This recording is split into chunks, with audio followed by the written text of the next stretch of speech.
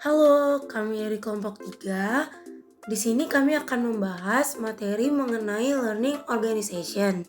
Untuk anggota dari kelompok 3 itu ada Zevanya Panggabean, ada Deborah Melani Sinambela, ada Irene Veronica Lumbantoruan, dan ada Christian Pangandaran. Lalu untuk materi pembahasan yaitu ada pendahuluan, ada isi, ada contoh penerapan learning organization, ada hasil penelitian learning organization dalam 3 jurnal. Sebelum itu, kita harus tahu dulu definisi dari learning organization itu sendiri.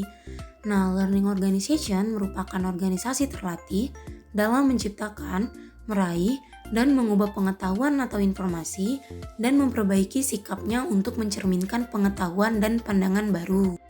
Bab 1 Pendahuluan. Berbagai upaya untuk meningkatkan kualitas kinerja organisasi terus-menerus dilakukan walaupun hasilnya masih belum memuaskan. Masih banyak keluhan-keluhan ketidakpuasan dari anggota, pelanggan atau masyarakat terhadap pelayanan dari suatu organisasi.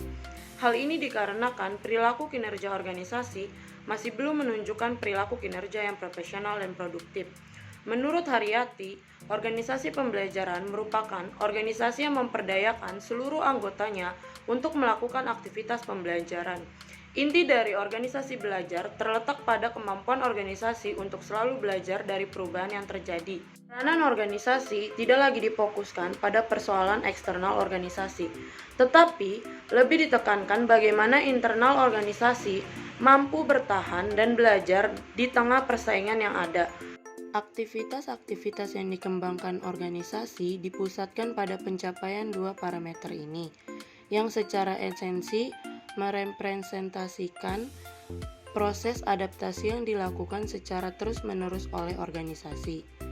Efektivitas lebih mencerminkan kualitas kinerja organisasi yang berkaitan dengan kemampuannya untuk beradaptasi dengan tuntutan lingkungan luar organisasi. Sedangkan kualitas hidup anggota organisasi lebih berkonotasi pada bagaimana organisasi mampu mengakomodasi perkembangan kepentingan dan kesejahteraan manusiawi yang terjadi alasan dasar mengapa seorang mau terlibat dalam kerja dan kinerja organisasi. Yang kedua yaitu isi.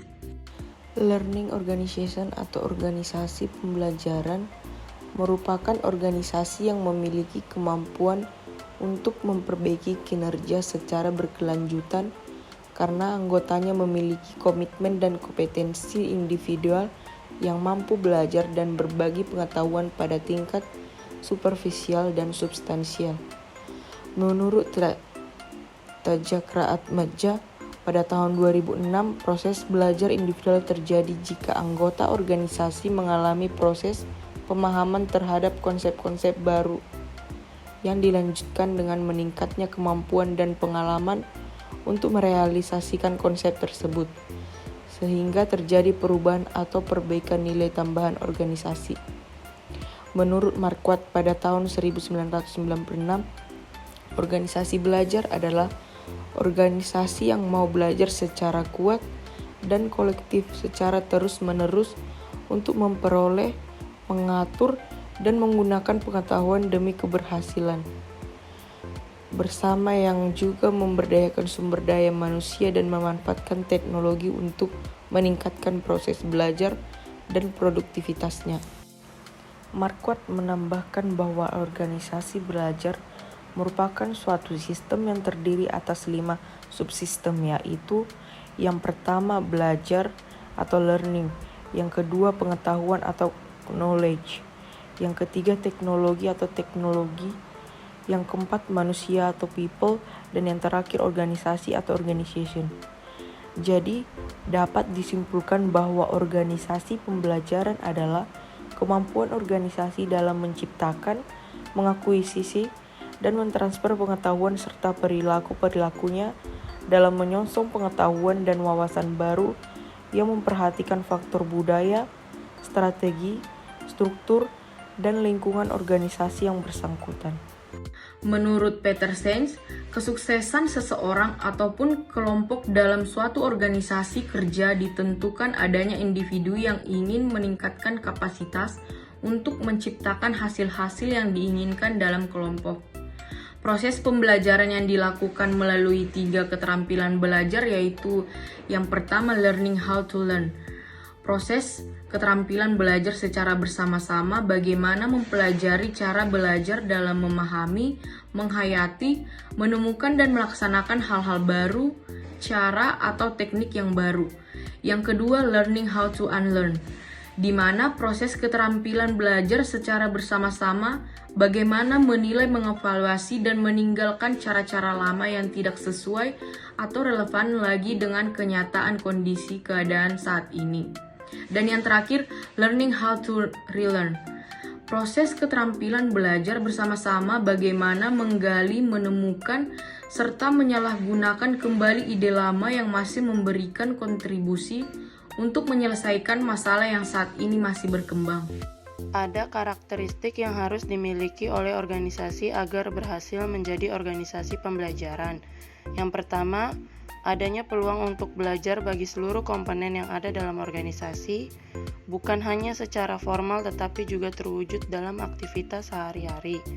Yang kedua, adanya perancangan struktur dan budaya organisasi yang menjamin, merangsang, dan memungkinkan seluruh komponen yang ada dalam organisasi untuk belajar. Yang ketiga, adanya insentif bagi para manajer yang selalu menggunakan prinsip-prinsip keterbukaan dan partisipasif dalam setiap proses pengambilan keputusan. Yang keempat, adanya prinsip penerimaan terhadap kemungkinan timbulnya kesalahan bagi sebagian proses dan pembelajaran. Yang kelima, adanya kesempatan dan hak yang sama bagi seluruh karyawan tanpa terkecuali untuk melakukan kegiatan pembelajaran.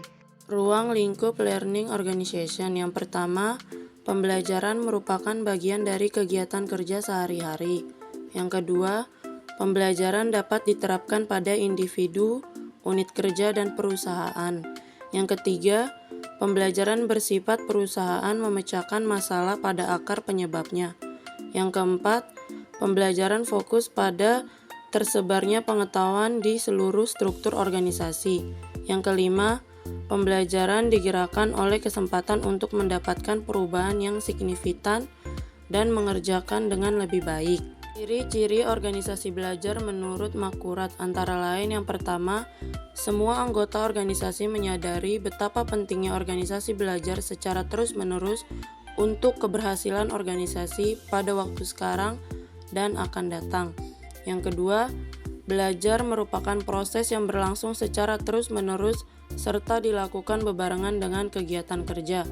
Yang ketiga, berfokus pada kreativitas dan generative learning.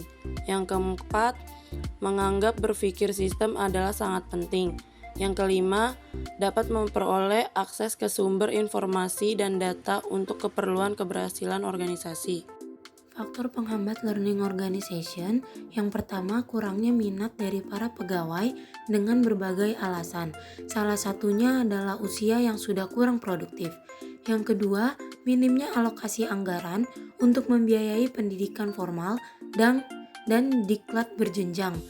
Yang ketiga, cenderung adanya politisasi dan faktor hubungan kekerabatan, namun yang paling dominan sehingga menghambat kesempatan pegawai lain untuk mengembangkan dirinya lewat pendidikan formal atau diklat berjenjang adalah pengaruh politik terhadap administrasi kepegawaian.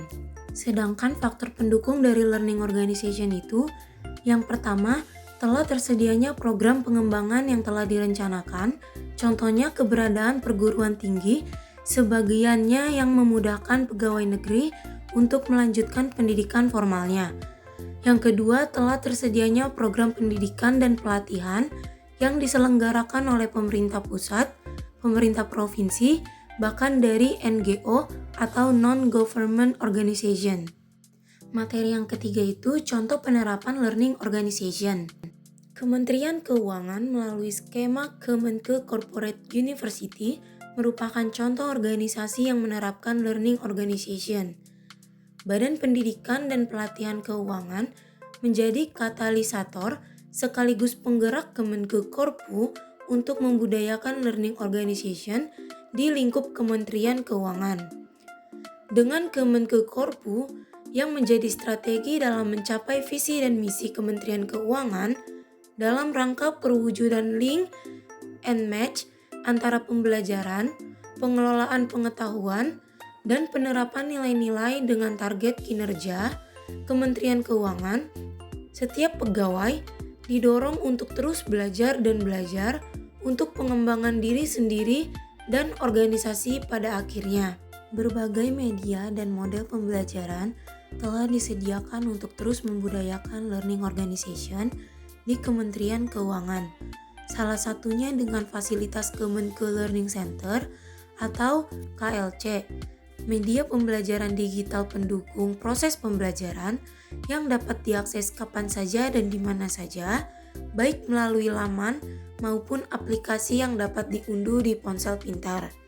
Dengan KLC yang mengcapture semua pengetahuan dan pengalaman eksplisit dan implisit terkait pengelolaan keuangan negara, para pegawai Kementerian Keuangan dapat mengembangkan kompetensinya masing-masing untuk kemudian diaplikasikan di lingkungan kerjanya.